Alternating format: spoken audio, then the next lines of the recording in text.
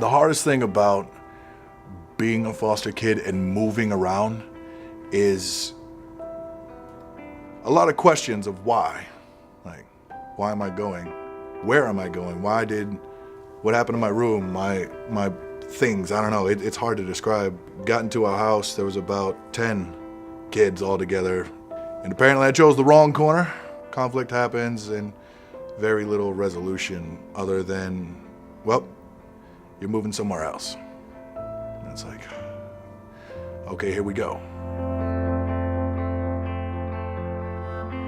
Some of the ways that employees can be involved is to really understand what foster kids are going through.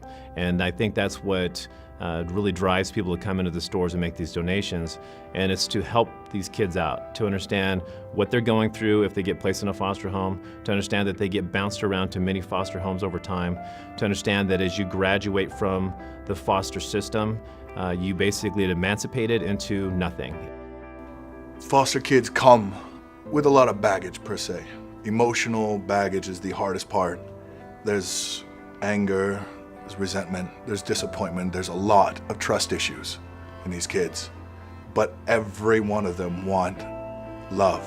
They want somebody to reach that hand out there and keep that hand there. Say you're just the average Joe off the street and you want to do something for these children. You do not have to be there face to face.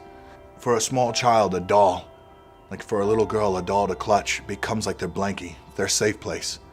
Give them something to relate to, emote to, and I guarantee you they will never let that thing go.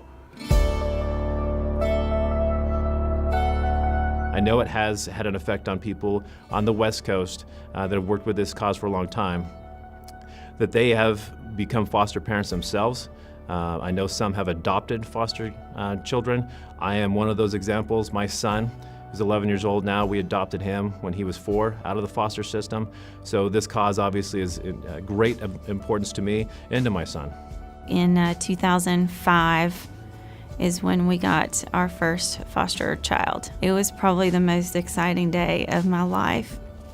Ultimately, it led to our son, who is about to be 8, and there was always a plan, and that plan was to be able to have him. And he has just made our lives. I always think about it, if I loved him anymore, I think my heart would explode.